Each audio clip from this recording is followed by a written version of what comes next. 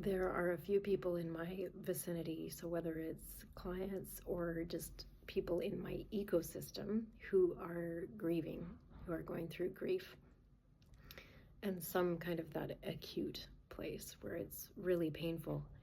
And so I was thinking about, there's so much to grief work.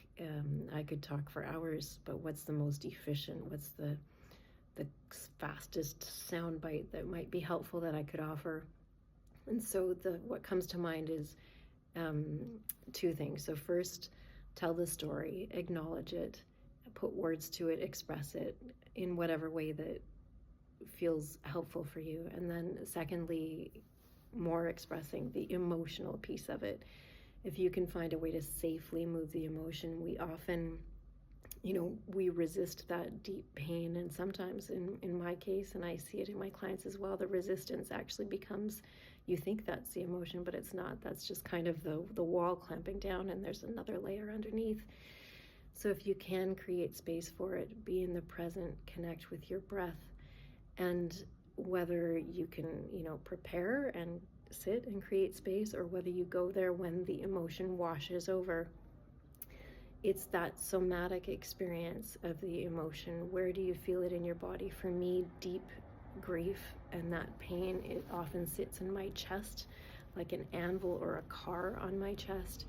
And sometimes if I, go through the somatic experience of it, I need to express it in the way of like making the noise, like it's really painful, and just making that noise and moving it, or doing physically what my body would want to do, like push-ups sometimes helps me pretend I'm pushing something off.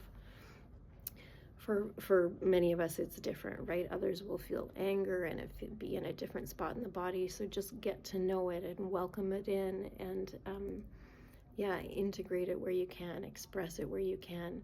And then also, I guess this is the third, there's an opportunity for parts work.